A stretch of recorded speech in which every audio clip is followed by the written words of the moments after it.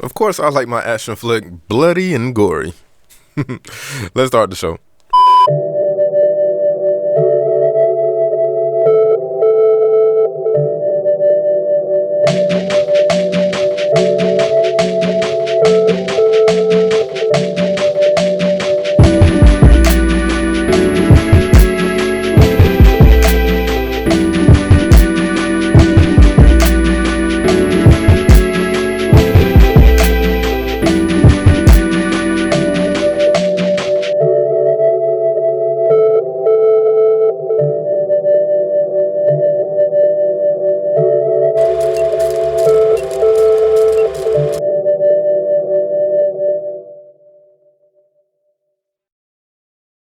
Demon City is a live-action movie that was directed by Seiji Tanaka, who also directed the movie Melancholy. This is a film that serves as a live adaptation based off the manga series Onagoroshi that was created by Masamichi Kawabe. So Demon City is about this hitman by the name of Shuhei Sagatai, who was played by Toma Okuta, and his journey to pretty much get revenge on a group of masked men who, one day decided to take a visit to his humble abode because they were just in the neighborhood. And while they were there, they just decided to take it upon themselves to relieve him of a potential divorce and possibly child support. But nah, I'm just joking, y'all. I'm just joking. Or am I? So these masked people end up taking the lives of his family, supposedly. A decade and some change passes, and now, thought to be dead, he reemerges to get all those that are responsible. The story reminds me a whole lot of Kill Bill now that I think about it. But anyway, he quickly realizes that a lot can and has changed during the time that he's been away. And as for the culprits, well, they was a little bit too busy growing in power and dominance over where this movie takes place. Sounds simple enough, right? Like, it's pretty much a revenge movie. And just like any other revenge movies, the plot can be very simple, but it's really about how it's executed. And here, man, it's a pure bloodbath. Once the violence begins, there's no stopping it.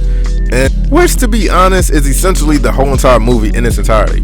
How it starts completely sets the tone, and it's a masterclass of show, don't tell. For example, nobody has to say that Sagatai is a dangerous man. Why? Because he exhibits that throughout this whole entire film without question. Like, he could take down a whole militia just by himself, and he probably does that a whole lot throughout this film. Like, there was this one scene within the film where you seen him and a whole bunch of people rushing that kind of reminded me of like when Metacooler was coming up against Goku and Vegeta.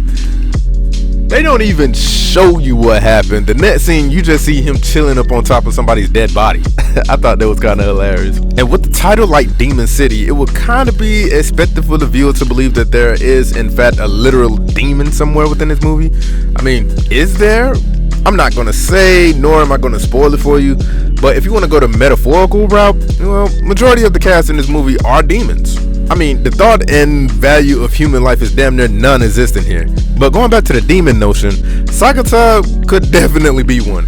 He isn't big on words and he's very stoic. And I mean, he isn't your typical human because this guy gets shot, kicked, beaten to death, stabbed, and he just keeps coming for his enemies like he's just a possessed corpse. Like, coming up to the end of the film, he even looks like one, as if he's like devoid of humanity. But as the viewer, I can understand because the only thing that kept him tethered to his humanity was pretty much taken away right in front of him. Speaking of demons, let's talk about those fight scenes. In them, he did a couple of things that kind of made me question exactly if he is human or like a demon. Not because of his martial arts, but simply he sent some people flying, and I was like, he doesn't even look like he'll be capable enough or even strong enough to accomplish some of these feats, in which I guess during my first viewing kind of plays into the mythos or legend that's been repeated a few times by the antagonist. And what I mean is that it kind of plays in or teases the fact that he could be something of supernatural or demonic essence. Essentially, it teases the supernatural elements throughout the film. And I can't lie, like, there's been a couple of times throughout the film while I was watching where I was like, maybe Sagatai is what I think he is, or maybe he isn't, or maybe he is a demon, but then again, maybe he's not, or maybe, just maybe the antagonist is, or maybe he's not. But then again, maybe the antagonist is a demon, but in a metaphorical way. Like, I was just going back and forth through all of these notions, and it just leaves the viewer in a case of suspense until the credits roll. Now, throughout this review, you haven't heard me mention about any other characters, and there is a good reason for that. Other than the antagonist and one specific other person, most characters don't even stick around long enough to have any semblance of an impact. We don't spend that much time with them to the point where we have any attachments to them, and nobody is exempt from this notion. This goes for the bad guys, and supposedly the good guys the viewers are probably rooting for. Like, they all make their introductions, and probably like a scene or two later, they make their exit.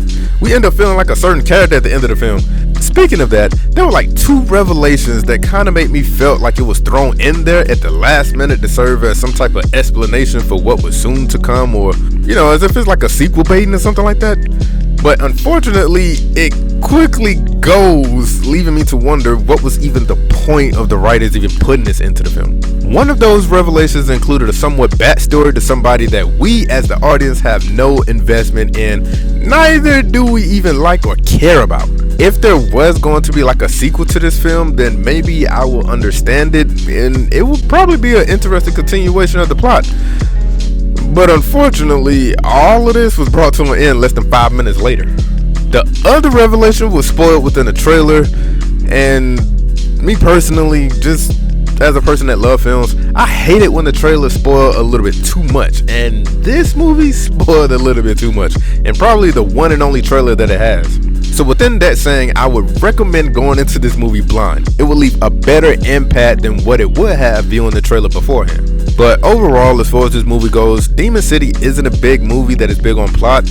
Instead, where it shines is in the violence and action-packed fighting scenes. Visually, there are some of the best that I've seen within a minute. Limbs and bloods flying left and right, and it's definitely brutal. Now the question is, would I recommend watching this film? Sure, if you're looking for something to turn your brain off and enjoy the spectacle that is Sagatama massacring everybody. And if that isn't your cup of tea, well, I wouldn't suggest you picking this up. After this review, you can watch this film via the subscription-based Netflix. Until next time, peace.